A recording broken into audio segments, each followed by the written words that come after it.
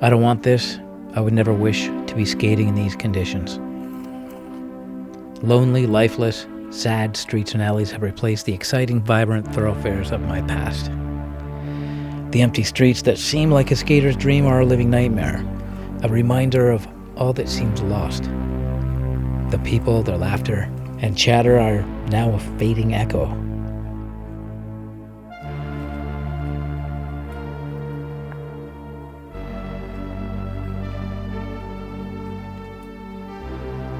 The skating today did shock me out of my malaise. It was relaxing and exhilarating once I got started. I hadn't skated in over 4 weeks, and I was in desperate need for exercise, but Toronto sidewalks, they're not wide enough for responsible coveting by foot. So today I become a car and take advantage of all the empty roads and alleys. I hate that this city is for cars and not for people, but today it served me well.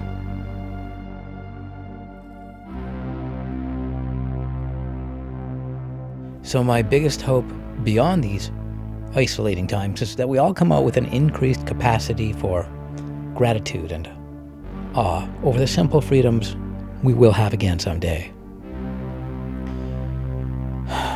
Can I carry this treasure of thankfulness well beyond this crisis? I do worry that I will eventually go back to my mediocre pace with my blunted appreciations and sharpened cynicism. But I do know for sure that for some period of time, my senses will be heightened and the world will seem a more magical place. This fairy tale ending is what keeps me going, my friends.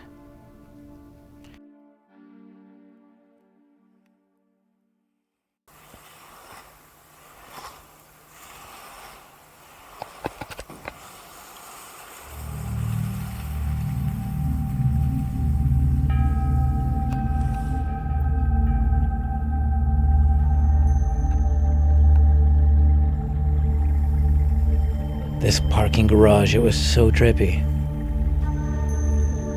I didn't see one moving car or person in my entire 4-minute underground journey. The ceiling is so low, I kept feeling as though I might bump my head on a crossbeam or a pipe or something sharp like a sprinkler. I found myself involuntarily hunching as though I was ducking helicopter propellers, which wasn't so bad because it just so happens to be good skating posture. I was also a little nervous because this place was so huge. Would my terrible sense of direction send me on an unplanned exploration? I'm gonna shut up here for a moment.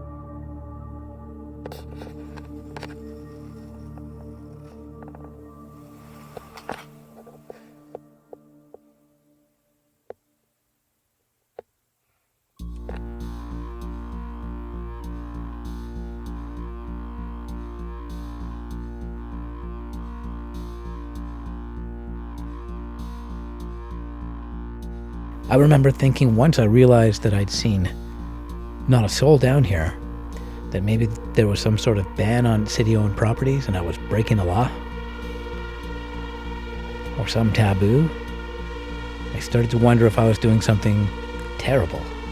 I forced myself to leave early before my curiosity was appeased on the rest of the venue. So while I was perplexed at not seeing a single being down there, it was the intent of my skate all along to avoid the walkers. So that's like a 5-star venue for this particular situation.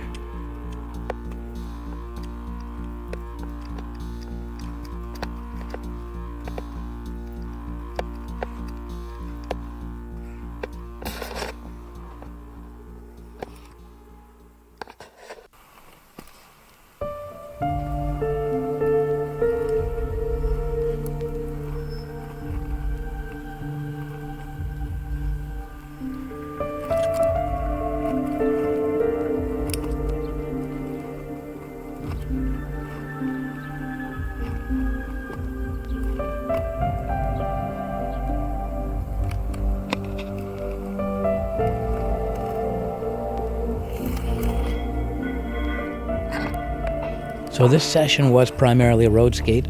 I hit the odd section of sidewalk here and there, but the sidewalks have a very small place in my skating, generally speaking. Firstly, the sidewalks here in Toronto just aren't empty enough, and secondly, skating closely to others imposes risk on them. I believe a fool recklessly gambles with his own life, but a coward easily risks the lives of others. In other words, if you smash into a pedestrian when you're skating at a good clip, you'll seriously fuck them up, likely at little physical cost to you. So I felt recently that because of my long illustrious tradition of pedestrian evasion when I'm on skates, that when I pulled myself off the streets due to distancing concerns, that perhaps I imposed stricter expectations on myself than I would on a less experienced urban exerciser.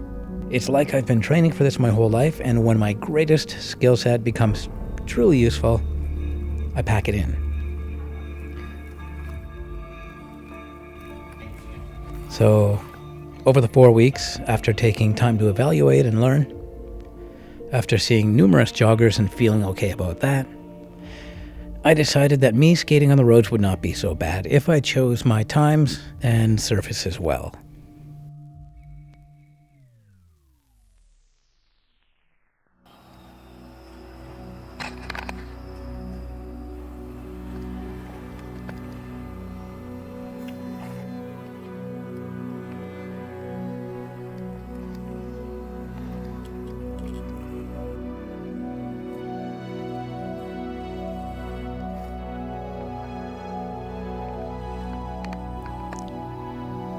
After this skate, I felt many times less brittle and fragile, like I just oiled my old rusty knees and hips. It doesn't take long to start to fall apart. I forget just how much of my good health I owe to inline skating. I do need a better mask. I fussed with this one mid-skate way too much. And I'm afraid I'm just not much of a seamstress. The bandana is about as complicated as I'm getting.